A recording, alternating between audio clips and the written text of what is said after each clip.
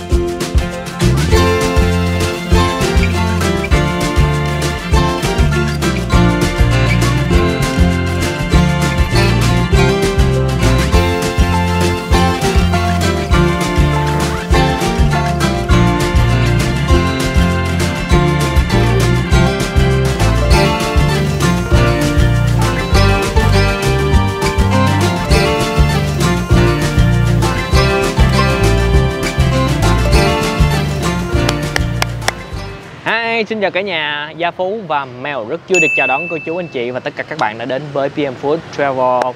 Như mọi người có thể thấy ở trên thì hiện nay Phú đang đứng ở địa chỉ là 30 đường Trịnh Đình Thảo, quận Tân Phú. Ngày hôm nay chúng ta sẽ ăn đồ nướng và lẩu. Thì một người bạn của mình mới chia sẻ là hôm nay xuất hiện một cái quán như vậy và có cái món là lẩu ruốc bò bay với những cái món nướng nữa, thì không biết như thế nào. Cái lẩu ruốc bò bay nghe cũng lạ lạ cho nên là thắp qua đây để quay cái món này để gửi đến cho mọi người. 30 Trịnh Đình Thảo, quận Tân Phú. Bây giờ đi được bên kia, đi vô được không? Phải đi ăn tắt qua luôn đi, đeo luôn đi. Đây là không gian ban đêm. Rồi mọi người hãy nhớ like, share cũng như là ấn nút subscribe nha. Mời cả nhà cùng tìm hiểu món ăn ngày hôm nay.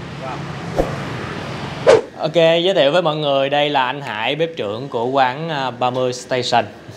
Thì chắc là ngày hôm nay làm phiền anh Hải một tí xíu, nhờ anh Hải chia sẻ cái quy trình chế biến cũng như cái món ăn của mình để gửi đến cho mọi người nha anh Hải. Rồi, ok ạ. Thì cái món đầu tiên mình làm là cái món gì anh? Combo nhái chiên giòn của quán. Nó gồm có cá cơm sữa, nhái Tịnh Biên và cá sủng sỉnh. Cá sủng sỉnh. Cá sủng sỉnh. Ồ, lạ quá ha mọi người. Rồi ok, ta chiên cá cơm trước nha mọi người. Thì bếp ở trong đây hơi xịn sò, âm thanh nó hơi lớn, mọi người thông cảm nha.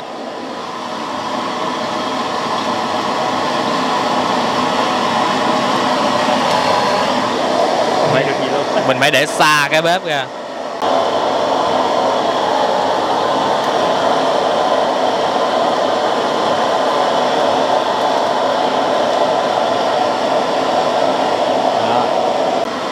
Rồi, nhái Tịnh Biên.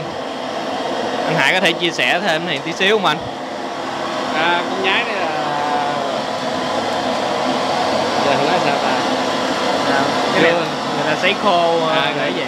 Người ta đã sấy khô rồi, giờ mình chỉ chiên lên thôi là nó ăn nó rất là giòn và nó ngon. Chấm với mấy nghe ăn là cực kỳ bắt mắt rồi. Nhưng mà sao không có cái dạng tươi nữa, cái món này? Món này là con này nó nhỏ quá, nó không có tươi, nó là dạng là khô. Cái combo là dạng tất cả các món đều là khô hết. Con nhái này nó nhỏ. Nhái Tịnh Biên. Cá sủng xịn. Cá sủng xịn. Cá này là ở đâu vậy anh? Cá này là ở đâu? Chưa biết nữa, cái từ giờ cái này phải hồi nãy nói trước để chọn đã. Cái này mốt cắt được không? Cái nào mà cá này của Việt Nam mình hả anh? Đúng rồi, cá này ở Việt Nam mình. Ở miền Trung hay là miền Tây hay là Cá này ở miền Tây. miền Tây. Con cá này lạ quá, mọi người ai có biết thì comment bên dưới với nha mọi người ơi. Phú mới thấy con cá này lần đầu. Anh để lên cho hút dầu bớt. Ok, chúng ta đã xong cái món lai rai combo khởi động nha mọi người. Cá cơm sữa, cá sung xịn và nhát Tịnh Biên. Trước khi qua món thứ hai thì nhờ anh Hải chia sẻ đây là các loại sốt để mình ướp nướng hay sao anh? Đúng rồi. Đây là sốt BBQ hương gừng để mình dùng chiên ướp các loại thịt bò. Còn đây là sốt teriyaki để mình ướp các loại gà bò cũng được. Đó, còn cái sốt này là sốt BBQ hương chanh, ướp heo và gà hải sản bạch tuộc cũng rất là ngon. Còn cái này là sốt sa tế, hương gừng, hương chanh và teriyaki. Đây là cái combo 399.000 đúng không anh Hải? Đúng rồi, là có tất cả đầy đủ luôn, 9 món và mình tặng thêm 8 chai bia. 8 chai bia. Có cái gì vậy anh? Bây giờ mình vừa rưới mình nói từng loại luôn nha. Mình rưới cái gì ạ? Cái này là gà, cánh gà khúc giữa. Dạ. Thì mình sẽ rưới sốt teriyaki lên. Đây.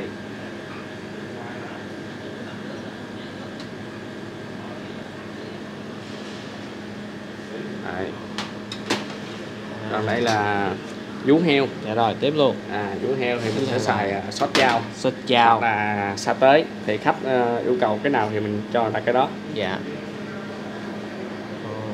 Lỡ rồi lát cho em một tí sa tế lên đi. Ok. Rồi giống phô mai ha. Đây mình sẽ cho một tí nhẹ sa tế lên. Rồi. Như vậy là coi như cái vị này sẽ được 3 loại sốt luôn hả anh? 4 loại sốt. 4 loại sốt luôn. Còn đây là rau bạch tuộc. Sẽ xài sốt BBQ hương chanh.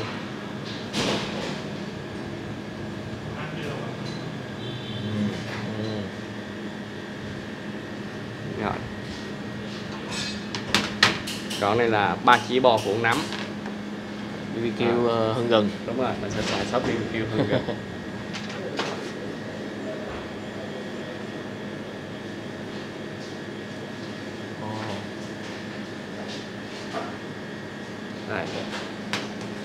Rồi, đây là sườn non heo. Đúng rồi, mình sẽ xài sốt BBQ hương chanh.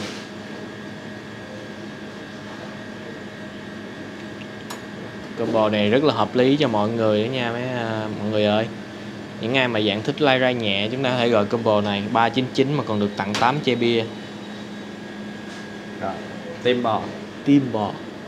Sẽ một chút đi sốt này BBQ hương gừng. Đây là tim bò Việt của mình đúng không anh? Đúng rồi.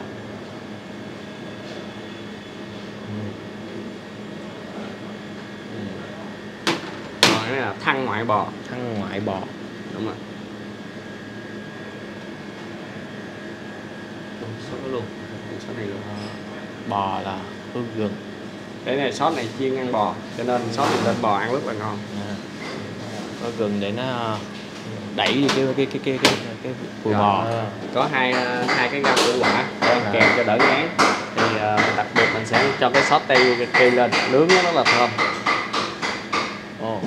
Thông thường em thấy người ta phết sa tế thì mình xài cái teriyaki. Thường họ chỉ xài muối tiêu với dầu thôi. Còn đây mình xài sốt luôn, nướng nó sẽ đậm vị hơn và nó sẽ ngon hơn.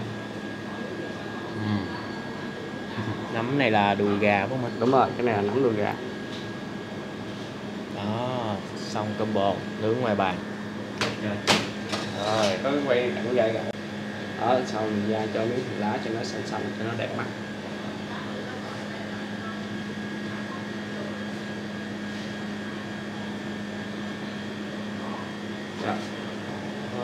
Ok.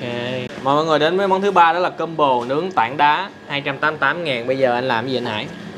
Cái combo này á, thì là có 3 tảng thì gồm có thân ngoại bò, nọng heo và lưỡi bò. Thì cái này mình nướng tảng là một cục vậy, mình chỉ ốp nhẹ miếng muối tiêu thôi. Rồi, ốp nhẹ một miếng muối tiêu. Đó. Chỉ một xíu dầu tỏi. Dầu này là dầu tỏi để nó tăng hương vị lên thôi. Với nướng là nó không có bị khô miếng thịt.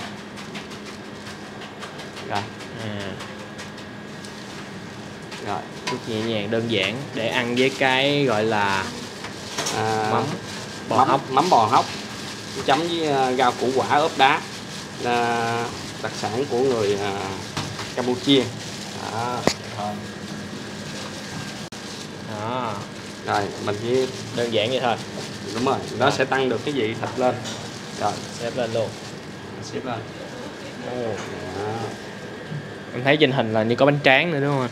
Không, cái này mình chỉ ăn rau củ quả. Rau củ quả thôi. Ốp đá với chấm với mắm bò hóc thôi.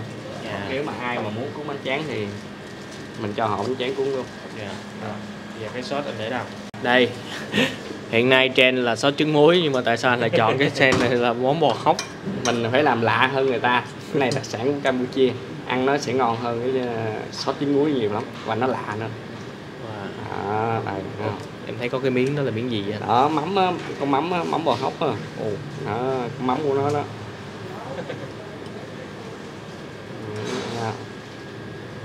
Dạ.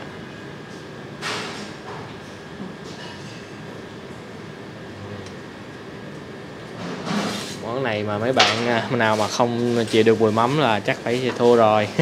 Không, nó không nặng mùi đâu, ăn chấm nước là ngon. Rồi vậy là đây là đầy đủ trọn bộ của combo này đúng Đúng không? rồi. Có bắp cải, đậu rồng, dưa leo, ngò gai, cà pháo và cà rốt. Món cuối cùng lẩu ruốc bò bay. Cái lẩu này là nấu bằng mắm ruốc, mà đặc biệt là mắm ruốc này là đặc riêng, chứ không phải là mua mắm ruốc làm sẵn ở ngoài, đặc riêng ở một công ty chuyên sản xuất. Dạ. Vị năng rất là lạ và thơm hơn những cái ruốc ở ngoài mình mua. Món này của Huế đúng không anh? Đúng rồi, món này cũng mắm ruốc Huế. Nó có phải dùng xương gì nữa không hay là Đó, cái nước này là mình xài bằng nước xương, hầm bằng nước xương ra, bởi vì cái vị ăn rất ngọt và thanh. Đây là mắm ruốc Huế nhưng mà ăn vô không mặn. có mùi ruốc rồi. Bạn chịu được mùi này không? Không chịu được luôn hả? Mùi đấy cũng nhẹ mà. Cà tím thả vào. Cà tím Và một ít ớt hiểm sim xanh, tăng cái vị cay lên. sim xanh. Nhìn nó có vẻ vừa giống một chút xíu về cái lẩu mắm rồi lẩu ớt gà ớt hiểm ha. Rồi bây giờ là cắt bò. Cái này là 3 chỉ bò Mỹ. Đó. Cắt bằng máy, cái độ mỏng nó đều hết luôn, ra là miếng nào như miếng đó.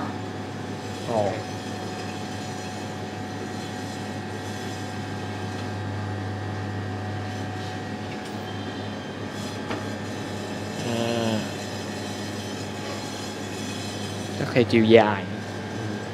Cái này mình cần cái chiều dài để mình decor luôn, mình decor cái lẩu của mình luôn. Khoảng bao nhiêu lạng anh? Phần này Cái này nó khoảng một phần nó là 250g 250g đến 300g, nó dao động như vậy.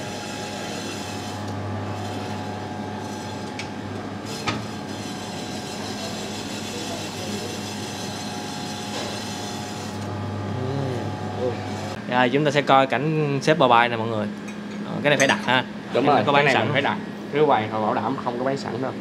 Nó phải theo cái khuôn của cái nồi.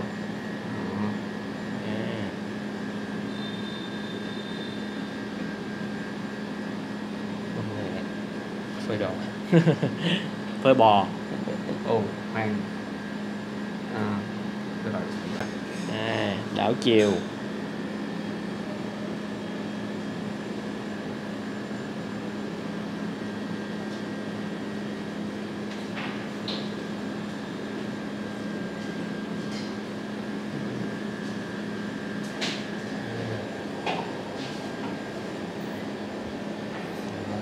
Cách nào che được dưới luôn không anh? Không. Che được dưới nhìn nó giống bay. Che cây dưới đúng không? Đúng rồi. Các bạn, nó sẽ giống bay hơn. Hồi xưa che là nó lấy cái cà tím á, làm nguyên cái cục cà tím che nó lại. Muốn che không? Rồi được, vậy cũng được rồi. Thì đã món này ăn sẽ với là bánh đa. Rau thì có bông điên điển, rau má. Cái này gì em quên rồi. Rau đắng, rau nèo, bông súng, bông súng, bông súng màu tím, rau muống nữa, rau đắng. Ok, tất cả các món mà chúng ta đã có đầy đủ trên đây rồi. Cảm ơn anh Hải đã hỗ trợ tụi em cho cái quy trình chế biến của mình. Rồi bây giờ mình sao ra? Giờ mình bấm chuông mình ra mình ăn thôi. Rồi bấm nha. Okay. Ủa còn cái chuông này? Cái chuông này xài 2 cái luôn. Ăn kem không? Rồi đi.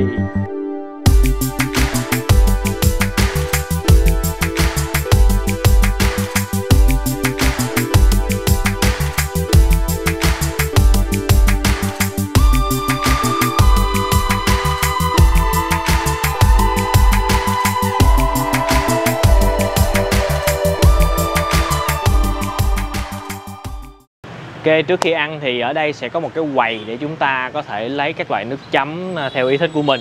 Và có luôn cái kim chi rau salad miễn phí cho mọi người. Có những cái cải chua và đu đủ nữa nè mọi người. Mình lấy một ít muối ớt xanh nha. Và có cái sốt chuyên để ăn đồ nướng. Sốt này, sốt đặc biệt. Ok, và lấy một ít kim chi.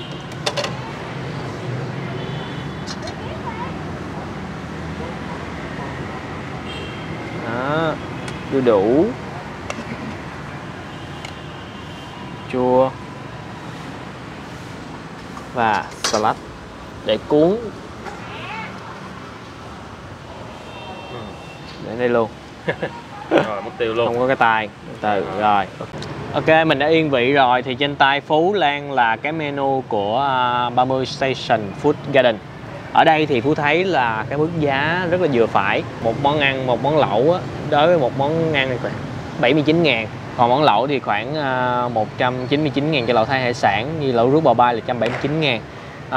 Menu thì Phú thấy là đa phần là về món Âu Á, có món Hoa có nè, món kiểu Hàn Quốc lẩu kim chi nè, rồi món Việt là lẩu rút Huế, rồi lẩu Thái Lan xứ chùa vàng nữa. Rồi những cái combo đồ nướng, lai rai món nhậu đều có. Và đặc biệt là có cái combo 399 mình thấy rất là hợp cho một nhóm bạn mình đi. Được kèm 9 món nãy như mọi người có thể thấy, và được tặng kèm 8 chai bia. Đây, 8 chai bia này. Quán bán từ 5 giờ nha. Không gian thì sẽ có 2 không gian. Một là ở ngoài trời và ở trong nhà. Thì ưu điểm ở ngoài đây thì ngồi rất là mát. Nhưng mà hiện tại Phú thấy cũng có một cái nhược điểm là mưa thì không biết như thế nào. Thì chỉ biết là mưa có thể là vô trong hay chứ Phú chưa thấy có cái đồ để che mưa. Thôi thì bây giờ Gia Phú xin mời mọi người, cô chú anh chị và tất cả các bạn chúng ta cùng thưởng thức đồ nướng, đồ lai rai và lẩu bò bai. Chị chê khai vị trước nha mọi người. Cả cơm như mắm mè.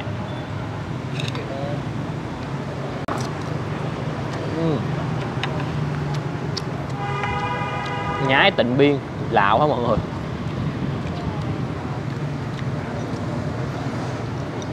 Món này chắc phải phù hợp với ai mà gọi là món nhậu nha.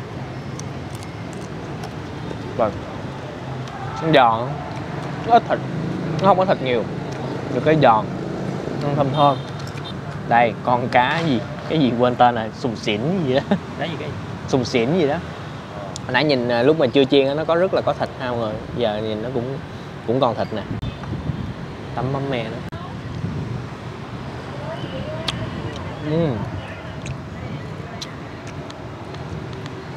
Có thịt không? Ăn rất cũng khá vui miệng. Những cái khô ăn không có bị mặn nha mọi người. Chấm con nữa, ngon quá, chấm vô ớt đỏ.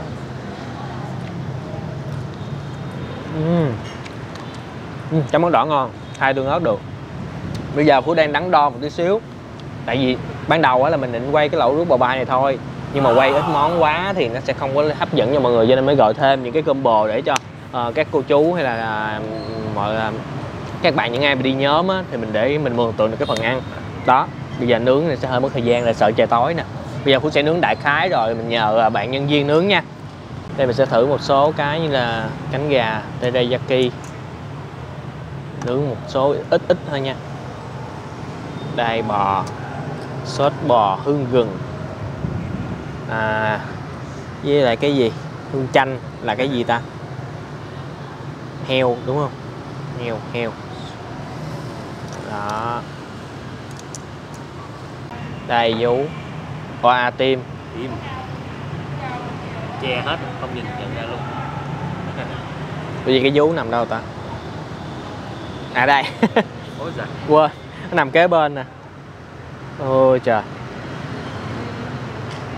Mọi thứ để lên đầy.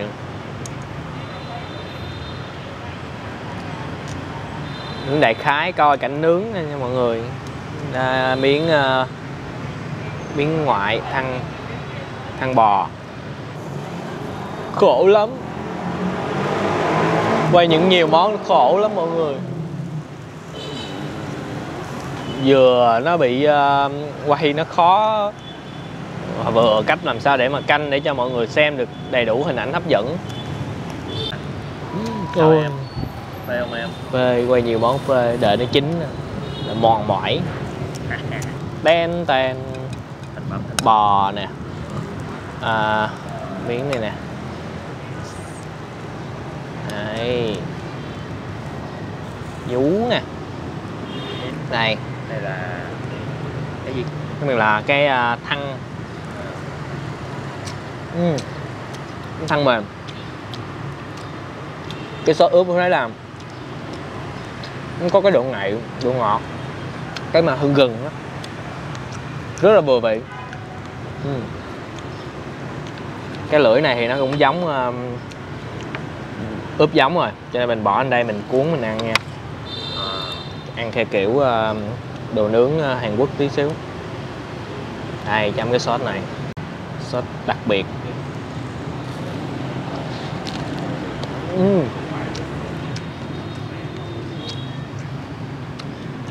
Cái này giống như cái sốt tương đậu hay ăn đồ nướng á, cái nào cay nha, cay. Ngọt vừa phải, không bị mặn. Ủa đâu rồi quan mang quá, kiếm mấy đồ kẹp não rồi hả? Nhiều thứ đồ quá. Ây chà, cái miếng này nghĩ là chắc nó chín rồi. Chín rồi đó. Cái miếng bò chứ. Ớt xanh.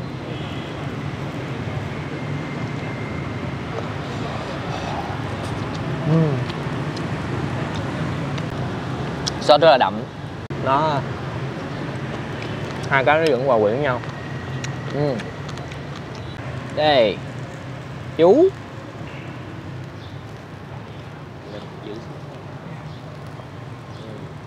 mình cắn thử cái sốt chao này. Cái sốt chao nó sẽ hơi mặn một tí, nó béo, ngon, nó thiên về cái vị chao, nó không có, nó thiếu cái độ ngọt. Chả mực xanh. Nói chung là ba cái loại sốt ok á. Sốt chao thì ăn tạm được.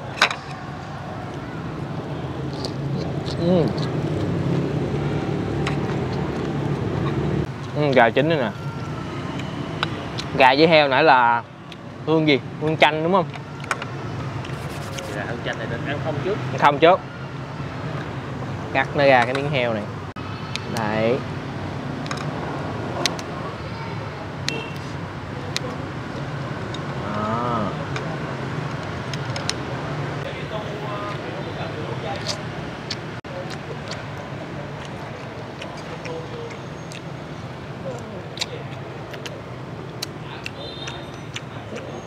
Này nói chung là cái hương chanh này á, cái sốt hương chanh này nó sẽ không quá đậm đà, nhưng mà cái sườn sụn heo này nó mềm, vẫn có vị của cái sốt.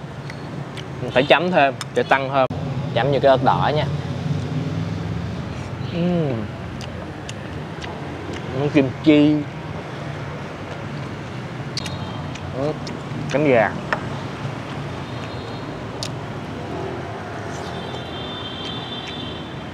Chung là cứ thấy được sơ sơ là ướp ok nè. Chấm mấy cái loại nước chấm ăn cũng rất là ngon. Lý cho một buổi nhậu ăn đồ nướng. Trời, giờ còn cái đồ nướng này rồi mới qua được cái lẩu rồi. Ok, giờ cái món này nó rất là nhiều thứ. Bây giờ Phú đặt lên làm màu tí nha mọi người. Nó bự lắm. Mình sẽ nhờ bếp nướng giùm, chứ tại bây giờ mọi người cũng thấy đã trời sụp tối rồi, quay nữa, xong cái món này nữa là không có đủ ánh sáng để mình quay cái hình này, chắc phải cắt ra. Đúng rồi, cắt ra nướng từng cái thì quả mai thôi, nhờ bếp là lẹ nhất. Vô sôi rồi mọi người ơi, giờ mình bỏ vô cái này nha. Cái này nó hơi bị khuất che một tí xíu nha. Bò bay nó bay bay ở trên này, che rồi. Mình bỏ bánh đa bên đây.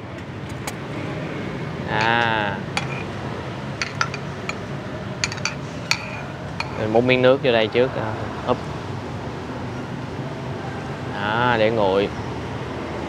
Rồi tiếp tục bỏ rau. Đây. Một tay luôn. Rau má, bông điên điển, rau muống, kèo nèo, bông súng, rau đắng.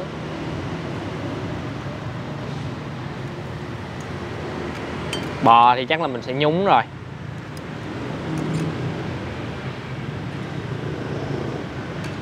Đó. Để tí tí nha, nhúng miếng bò ăn với miếng nước lẩu này trước nè. Đó. Giót kìa kìa.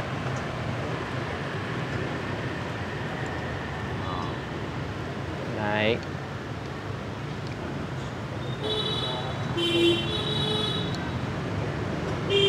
Bay lên trên mọi người rồi nhẹ nhàng lại bay lên ăn bò nè.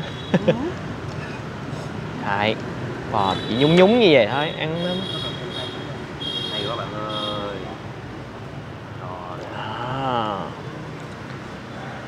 Húp miếng nước.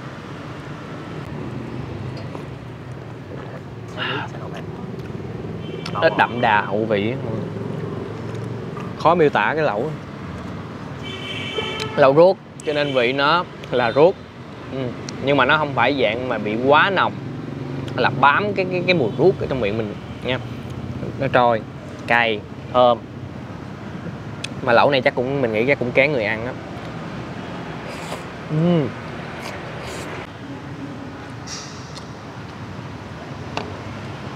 Thêm một miếng nữa không? Để coi chứ. Là cái lẩu này nó chen ra nhiều quá.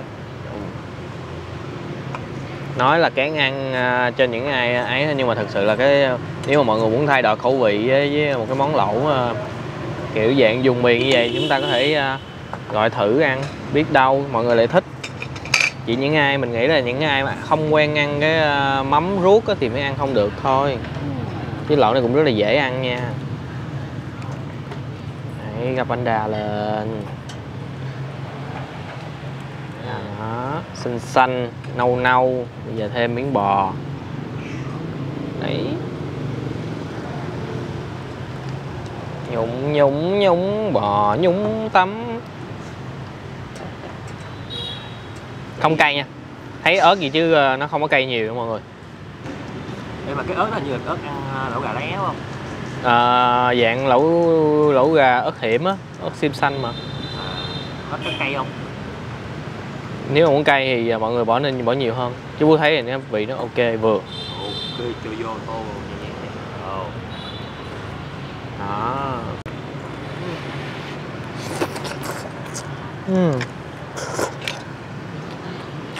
Miếng đôi dai dai giòn giòn. Ở đây có bún nha mọi người, nếu mà không ăn bánh đa mình có thể yêu cầu lấy bún.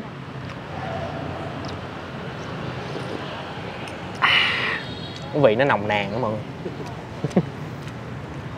Nó có vị mặn, nhưng mà cái mặn của nó cũng không phải là dạng mặn gắt, dạng nó trôi qua cái cổ mình, nó cảm giác, chúng ta cảm giác mặn một tí. Rồi, cho mớt đỏ đi.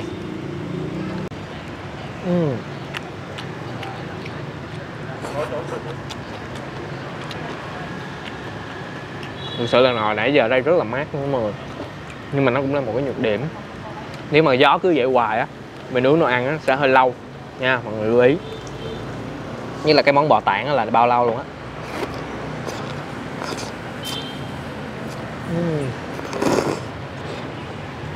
Món nhiều rau, cà tím, rau muống, bông điên điển. Không, nói là củ quế.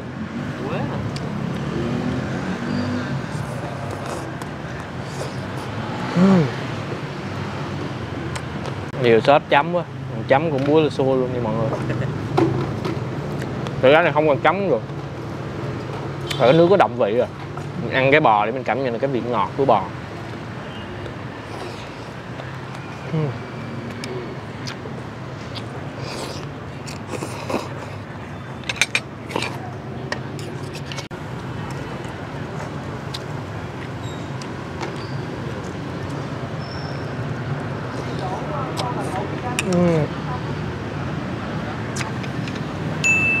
Hơi cay, ăn chung ớt.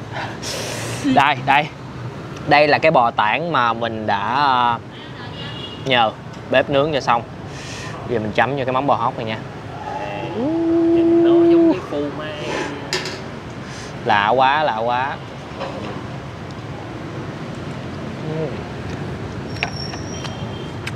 Rồi.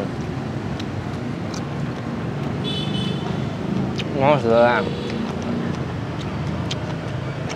Lạ thật. Mình biết nói sao. Nướng ăn với mắm bò hóc. Nó kiểu nếu mà vị thì có lạ đó, có thể nó sẽ hơi lệch một tí xíu. Hai cái nó chưa cân đối nhau. Như cái mắm nó sẽ 7 phần, thịt thì 3 phần, đúng không? Như mình chấm á, cái phần ưu thế của mắm nó sẽ trội hơn về cái bò. Hai cái nó chưa có quyện với nhau nhiều đó. Mà ăn lạ, mà phải ăn với rau rồi, đúng là cái món này ăn với rau. Nãy mình ăn bò đúng không? Mình ăn cái này cái gì á? Giờ cắt cái hết mình cũng không biết cái gì nữa.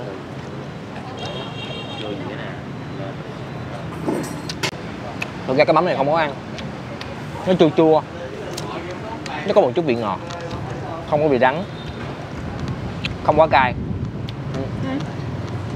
Thì thấy ớt vậy chứ mà không có cay. Ăn với rau thì tức là phải kẹp chung. Tại vì á không có cái rau nó sẽ khó mà điều cái vị lại. Đó. Kẹp rau, leo, cà rốt.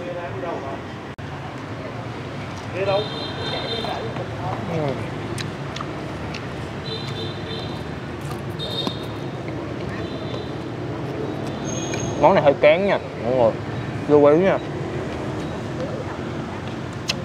Ăn không quen có thể không có bắt vị đâu.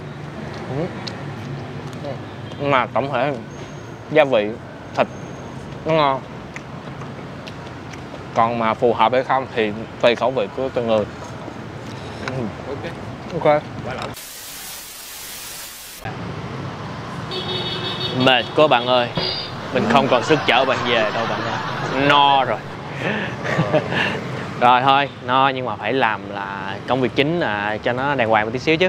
Rồi, ngày hôm nay thì rất vui khi mà mang đến một món ăn mới nữa, một địa điểm mới để gửi đến cho mọi người. Thì Vũ thấy ở đây là những món ăn ở đây đều làm rất là ngon nè, mới nè, không gian thoáng mát. Nhưng mà nó cũng có cái nhược điểm như nãy mình có chia sẻ, thì nếu mà mọi người mà đi ăn mà nếu mà không có bị giới hạn về thời gian á, thì cái món bò tảng á mọi người có thể ngồi nướng từ từ được, nhưng mà Phú khuyên mọi người là nên để cho bếp nướng giùm luôn cái miếng đó, rồi ra khi mà mình ăn, mình để lên cái bếp mình cần nóng á, thì mình hơ nó cho nó nóng là ăn cho nó ngon. Tại vì cái món đó thực sự là rất là lâu, ngoài đây gió cũng lớn nên cái khâu mà nướng những cái món đồ có thể cái thời gian nó sẽ bị kéo ra nha. Mọi người lưu ý cái điểm này. Rồi còn ngoài ra thì về sốt hay là gì đó, các đồ ăn được nêm nếm rất là vừa vị, ăn rất là ngon. Cảm ơn cả nhà đã dành thời gian xem clip từ nãy đến giờ. Đừng quên một món ăn ngon sẽ ngon hơn nếu chúng ta thưởng thức cùng người thân, bạn bè và chia sẻ nó với tất cả mọi người. Hy vọng đây sẽ là một địa điểm để cho gia đình và bạn để chúng ta có thể tụ họp để ăn buổi chiều tối. Xin chào và hẹn gặp lại cả nhà.